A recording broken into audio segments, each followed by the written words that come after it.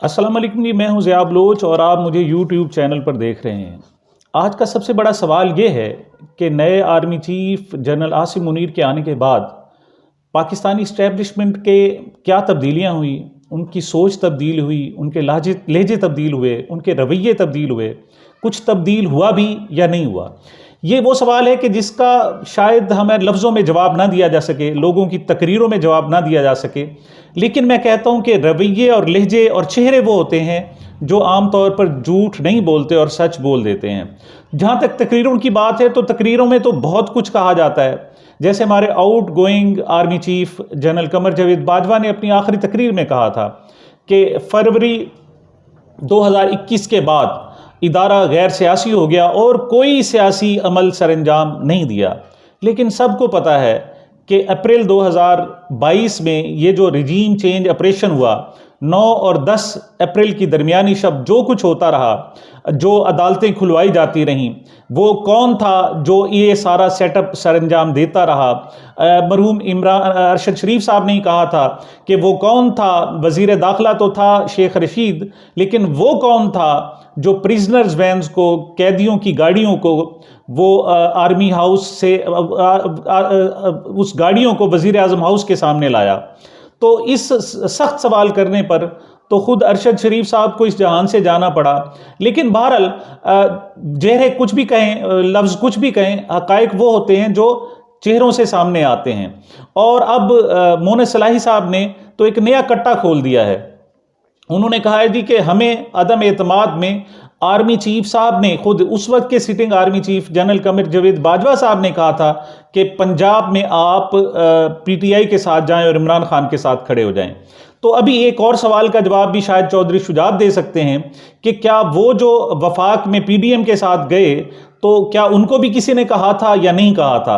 बहरहाल ये वो सवाल हैं कि जिनके जवाबात अभी आने हैं। लेकिन हमने जो सोचना है वो ये सोचना है, इस वक्त जो सवाल है कि नए आर्मी चीफ आने के बाद क्या तब्दीलियां हुई हैं, क्या सोच में तब्दीली हुई है या नहीं हुई।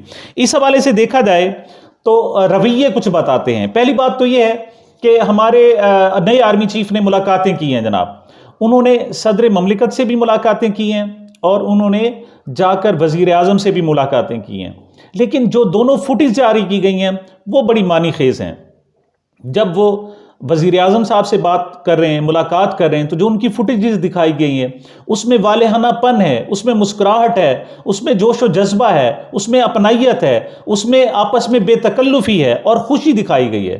लेकिन सेम वक्त में उसी दिन ही जब सदर ममलिकत से उनकी मुलाकात हुई है जनरल आसिम मुनीर से, तो उनकी मुलाकात हुई है तो उसमें जो फुटेजेस सामने लाई गई हैं उसमें वो बेजार हैं, उसमें रूखापन है, उसमें अपनाइयत नज़र नहीं आ रही। तो ऐन मुमकिन है कि ये ISPR ने जो जारी किया हो उसका कुछ लोग हों, क्योंकि वो जो एडिट करते हैं, अगरचे उनकी जो एडिटिंग होती है आम नहीं होती, वो भी बहुत सारे मैसेजेस देती है, बहुत ज़्यादा मानी खेज होती है। लेकिन डाउट ऑफ बेनिफिट दिया जा सकता है कि हो सकता है कि ये किसी का कुछ निचले दर्जे का किसी का काम हो। और उसके बाद आर्मी चीफ ने एक गुड जेस्चर जिसे पीटीआई के लिए करार दिया जा रहा है वो ये था कि उन्होंने ISPR में तब्दीलियां कर दी। क्यों कि ISPR में जो है वो इतनी सख्त बातें हो चुकी थी और एक पार्टी के खिलाफ और इमरान खान के खिलाफ इस हद तक आगे जा चुका था कि उसको वापस लेना ही बेहतर था और नए लोगों को अपॉइंट करना ही वहाँ ज़रूरी था। तो इसके बावजूद ये देखना ये है कि आखिर हो क्या रहा है, अब जो ताल्लुकात हैं वो किस नोयत पर पहुँचे हैं। कहा जा रहा है कि जी जब से इमरान खान साहब ने पेशकश की है हुकूमत को मुज़ाकरात के लिए कि आएँ और नए इलेक्शन के लिए बैठें, तो उसके बाद 3 मुलाकातें वज़ीर आज़म की DGISI से हो चुकी हैं।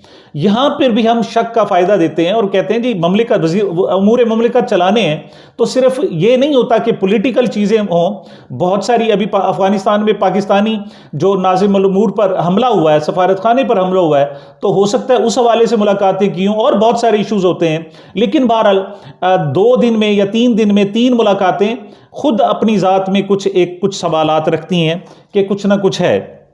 अच्छा जी, अब फिर वही सवाल कि ये तो कुछ माइनस हुए पॉइंट्स, कुछ प्लस के पॉइंट्स हुए, लेकिन अब सवाल ये पैदा होता है कि इमरान खान साहब का इस्टेब्लिशमेंट के साथ रवैया कैसा है। तो आज कल उन्होंने पंजाब की पार्लिमानी पार्टी से इजलास से खिताब किया था और जिसमें मुज़ाकरात की पेशकश की थी। तो आज उन्होंने खैबर पख्तूनख्वा की पार्लिमानी पार्टी के इजलास से खिताब किया है और उसमें उन्होंने अपनी मतलब मुखालिफिन हुकूमती इत्तेहाद को तो ख़ास तौर पर मुखातिब किया सो किया है, लेकिन उन्होंने आज एक कुछ मानी खेज किस्म की बातें की। उन्होंने खुलकर कहा, उन्होंने कहा जी कि मैं हैंडलर से भी मुखातिब हूं। अब ये वो जगह थी जहां वो बिल्कुल जैसे कहते हैं ना, कुछ भी ना कहा और कह भी गए, कुछ कहते कहते रह भी गए। तो यहां पर आकर वो ठहर गए। अब उन्होंने शुरू में ये कहा कि जो पहले उन्होंने जुमला कहा तो उन्होंने कहा जी कि सबको पता है शाहिद खाकान अब्बासी, एहसन इकबाल, बाकी जो जितने भी लोग हैं, मरियम नवाज साहिबा भी इवन कह चुकी हैं कि जो तहरीक अदम एतमाद है वो इस्टेब्लिशमेंट की मदद के बगैर नहीं आ सकती। तो उन्होंने वही पुरानी बात दोहराई कि जो मेरे खिलाफ यानी उनकी हुकूमत के खिलाफ जो तहरीक अदम एतमाद लाई गई थी उसमें इस्टेब्लिशमेंट का हाथ था और उसके पीछे हैंडलर्स का हाथ था। फिर उन्होंने इस वक्त नया मैसेज दिया। देखिए, इस वक्त तो आर्मी चीफ कमर जावेद बाजवा साहब नहीं है, इस वक्त तो आसिम मुनीर साहब हैं, लेकिन उन्होंने इस वक्त की इस्टेब्लिशमेंट को भी मुखातिब किया है। लेकिन मुखातिब करते करते बस वो रह गए। एहतियात की, आपको याद होगा कि गुज़श्ता रोज़ उन्होंने अपनी पार्टी लीडर से भी कहा था कि आपने इस्टेब्लिशमेंट के खिलाफ कोई बयान नहीं देना। मिसाल इसकी उससे जाहिर ये होता है कि इमरान खान देखो और इंतज़ार करो की पॉलिसी पर इस वक्त गामजन है। वो देखना चाहते हैं कि इस्टेब्लिशमेंट की तरफ से क्या रद्द अमल आता है। देखें, ये मुलाकातें, ये सब कुछ ये तो करना है। पहली बात तो ये कि फ़र्ज़ करो अगर वो खुशगवार मुलाकात थी और उसमें मुस्कुराहट थी, तो एक शख्स को कोई भी वज़ीर आज़म अपॉइंट करता है, चाहे वो जितना बड़ा मर्जी ओहदेदार है और जितनी मर्जी वो ताकतवर शख्सियत है, उसको जो अपॉइंटमेंट करने वाला है वो तो वज़ीर आज़म है। तो जब वो उनसे पहली मुलाकात करेगा तो साफ ज़ाहिर शुक्रिया अदा करेगा, उस पर जनाब इज़हार तशक्कुर भी होगा, मेहरबानी भी करेगा। लेकिन अब सवाल पैदा होता है कि क्या ये मेहरबानी हमेशा के लिए है और उनकी ज़ात के लिए है या कौमी मफाद के लिए, ये बहरहाल अभी फैसला होना है। और इस हवाले से नए आर्मी चीफ साहब ने बिल्कुल एक गैर तासुर दिया है। पहली बात तो उन्होंने अब तक कोई खिताब नहीं किया, अवामी खिताब नहीं किया और एक जुमला भी नहीं बोला। अगर वो चाहते तो जो सेरेमनी थी उसमें भी कुछ गुफ्तगू कर सकते थे, लेकिन ये रिवायत नहीं रही और उन्होंने इस रिवायत को तोड़ा भी नहीं। और अब तो ये भी कहा जा रहा है कि शायद ये जो कमान की तब्दीली की तकरीब है इस पे लाखों रुपए खर्च हो जाते हैं और बहुत ज़्यादा तैयारियां करनी पड़ती हैं, तो ये भी एक फजूल मश्क करार देकर इसको शायद ख़त्म करने के बारे में सोचा जा रहा है। ISPR चूंकि वो लोगों की पर्सनल जो है क्लैरिफिकेशन देने के लिए आ गया था, तो उसको भी उन्होंने महदूद कर दिया है। तो ये गेस्चर जो बता रहे हैं वो बता रहे हैं कि आर्मी चीफ अपने आप को, आर्मी को, इदारे को, इस्टेब्लिशमेंट को किसी सूरत भी मुतनाज़ा नहीं करना चाहते। लेकिन एक टेस्ट केस जो है मैं समझता हूं कि मौजूद है आजम सवाती साहब को, उस पर जनाब देखें है क्या, उसने गालियां दी हैं, लेकिन यह नहीं कहा जा रहा कि उन्होंने गालियां दी क्यों है। गालियां भी कोई ऐसी नहीं है, उन्होंने मिसाल के तौर पर उन्होंने कहा है जी कि ये बेगैरत है, मतलब कुछ लोगों को उन्होंने कहा। तो जब किसी को आप नंगा करेंगे, आप उसके कपड़े उतारेंगे, 75 साल की उम्र में उसको जलील करेंगे, ख्वार करेंगे, तो आप क्या ख्याल है। और उस पर कोई एक्शन नहीं लिया गया। वो चीखता चिल्लाता रहा है, वो इदारों से कहता रहा है, वो आर्मी चीफ से कहता रहा है, वो चीफ जस्टिस किससे कहता रहा है, लेकिन कोई भी उस पर रद्द अमल देने के लिए तैयार नहीं, कोई भी उस पर कार्रवाई करने के लिए तैयार नहीं। तो वो अगर फ्रस्ट्रेशन में आकर किसी को मतलब बुरा भला कह रहा है तो इसको समझा जा सकता है। तो मैं समझता हूं कि आर्मी चीफ के लिए यह भी एक टेस्ट केस है कि वो पुराना जो कुछ हो गया, लेकिन अब उन्होंने क्या करना है। अब 30 से ज़ायद मुकदमात बनाकर उसे इस्लामाबाद से बलूचिस्तान के लिए भेज दिया गया है। और बहरहाल और उसका एक पहले 2 रोज़ का रिमांड दिया, फिर 4 रोज़ का रिमांड दिया, और फिर अब उनको जब जुडिशल रिमांड की बात आई तो उन्हें बलूचिस्तान पुलिस के हवाले कर दिया गया।